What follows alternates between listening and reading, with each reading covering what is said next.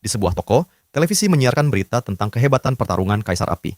Sementara itu, seorang pemuda meratapi hidupnya yang menyedihkan. Ia pernah mendapatkan skill peringkat S, tetapi jika digunakan, skill itu akan membunuhnya. Karena itu, ia tidak melaporkannya ke asosiasi hunter.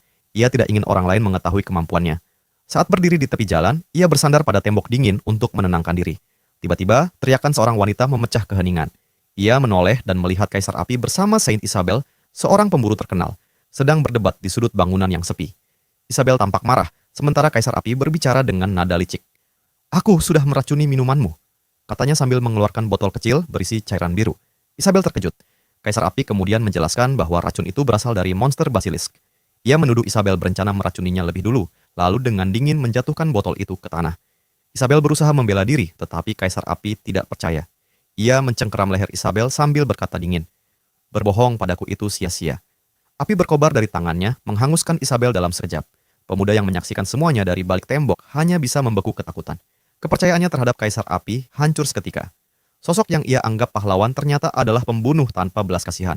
Tanpa sengaja, ia menginjak pecahan botol. Suara itu menarik perhatian Kaisar Api. "Aku pikir aku sudah mengusir semua tikus," gumamnya dingin sambil menatap pemuda itu. Mata Gongja gemetar saat menatap Yusoha. Tatapan itu dingin, tatapan seorang pembunuh. Sain bukan yang pertama. Berapa banyak yang sudah dia bunuh, pikirnya. Ku mohon, Kaisar Api." Yusoha menatap tajam. "Kau melihatnya, bukan?" "Aku tidak melihat apa-apa." Gongja panik.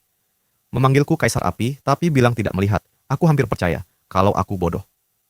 Dalam sekejap, ia mencekik Gongja. "Aku tidak akan bilang ke siapapun," ujar Gongja gemetar. "Kalau tidak mau berakhir seperti Sain, bicara. Aku hanya orang biasa."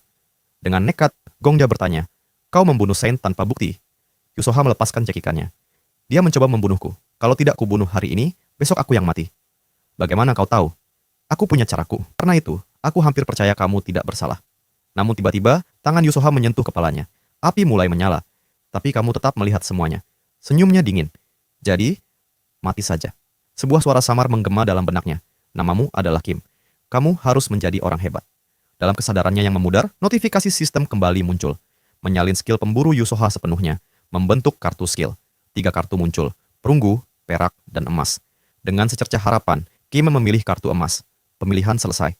Menyalin skill, Kim tiba-tiba terbangun, tubuhnya dipenuhi keringat dingin. Di layar laptopnya, berita tentang kegagalan Guild Black Dragon di lantai 40 sedang ditayangkan. Kaisar Api kembali menyerbu bos sendirian. "Apa ini?"